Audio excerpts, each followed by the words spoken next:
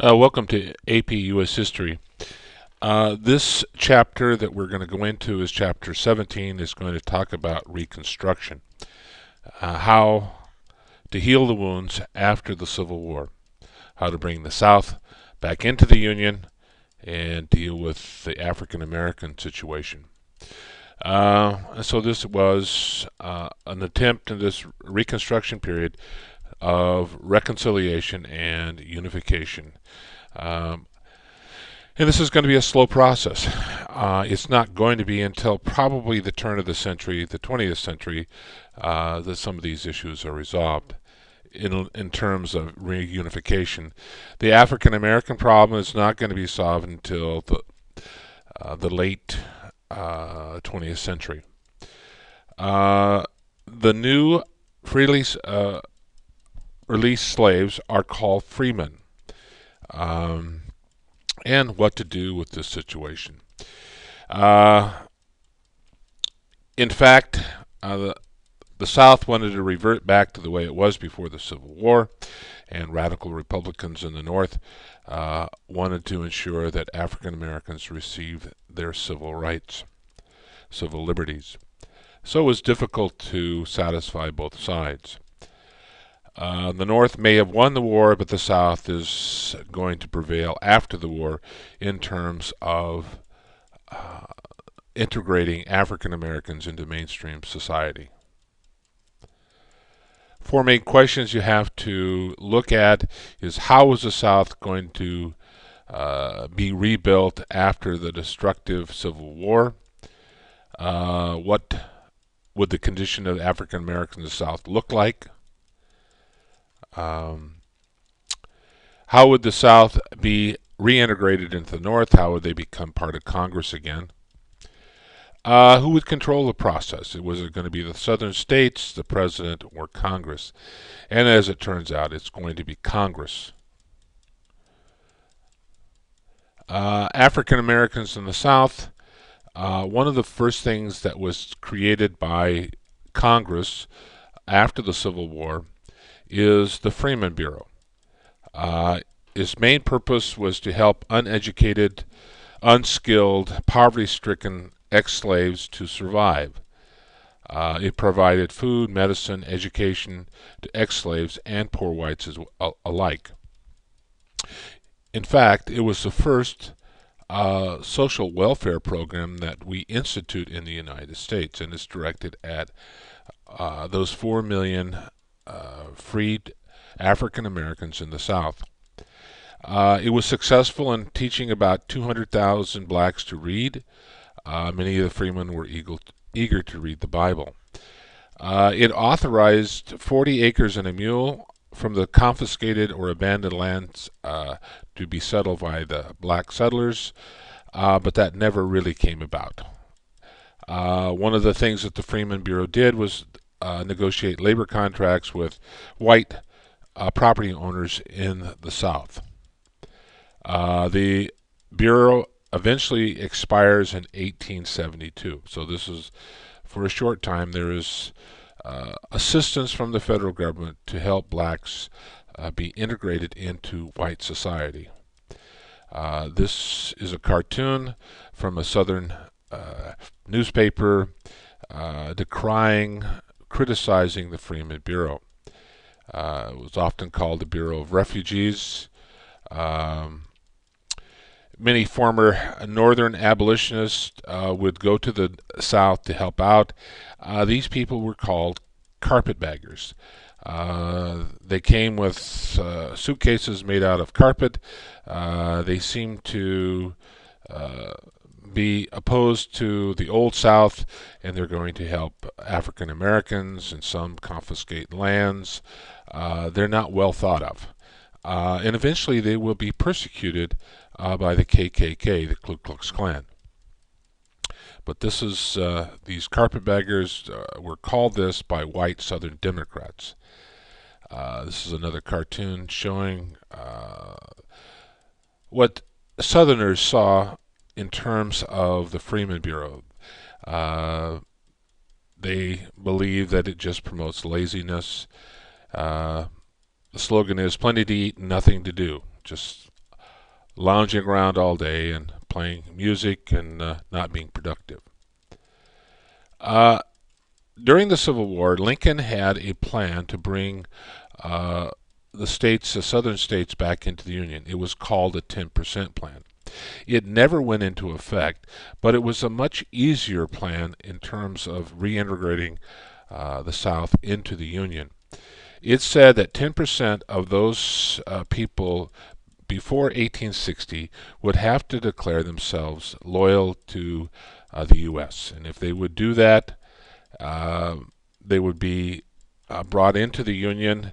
Um, they would have to create state governments, which Lincoln would recognize those things, requirements, for instance, protecting African Americans' rights, um, several other things. And if they would do that, he would allow them back in the Union. He was not going to arrest uh, ex-Confederates. He was going to leave them in place. They'd be part of the system. Republicans during this time in Congress felt that the plan was way too easy on the North because, or on the South, they wanted to punish it. But Lincoln, if he had lived, certainly would have brought the Southerners back into the Union a little more gracefully. So only 10% did not consult Congress when he came up with this plan, and a pardon would be issued to all high-ranking military and civilian Confederates. Another version of bringing the Union together was the Wade-Davis bill. It was proposed in 1864. It was passed by Congress. It said that 50% of the Southerners before 1860, the voters, would have to take an ironclad oath of allegiance and swear that they would never be rebellious again. Required the state constitutional conventions before the election of state officials, enacting specific safeguards for freemen or African American liberties, and if they would do this, then they would be allowed to come back in the Union. Part of this Wade-Davis Act was something called the state suicide theory. Sumner introduces this to the bill, which simply says that the Confederates brought this on themselves, and therefore they'll have to take whatever they get. Now, Lincoln does what he calls a pocket veto. He never signs this bill, but it just simply goes away.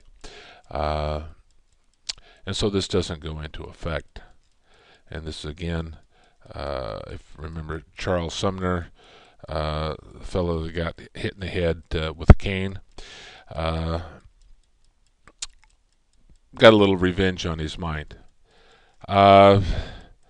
He saw the Southerners' estates as conquered provinces, and therefore whatever Congress decides, they would have to go along with. The pocket veto, just simply, he said he didn't sign it. They have something in Congress that says that if within the last 10 days of adjournment, if the president, most bills have to be signed within 10 days or they become law. But let's suppose that there's 9 days left of the before adjournment. If the president chooses not to sign it, it isn't going to become law, even if it goes to 10 days, because Congress has adjourned. Johnson, after Lincoln's death, will become the president. He is no lover of the aristocrats in the South. He is a strong Union man. He wants to restore the Union. While Congress is out of session in 1865, he pardoned all former Confederate leaders, called for state conventions to do the following. They would have to repeal the Ordinance of Secession. That is, they reject what they had done prior to the Civil War, and they want to become part of the Union. They have to reject all foreign debts, and they have to ratify the 13th Amendment, which ended slavery. And again, all of this done was when Congress was out of session. When the Republicans come back, they were furious that he's done this. There have been elections in the South, and the senators and Southern congressmen are sent to Washington, but Congress refused to seat them, so they're sent packing. Um, in terms of how Johnson felt towards African Americans, can be summed up in this quote: "Damn the Negroes, I'm fighting these traitorous aristocrats, their masters." He didn't really have that much sympathy for African Americans and their plight. Um, he is going to break with Congress over the Reconstruction of the South and the African American situation.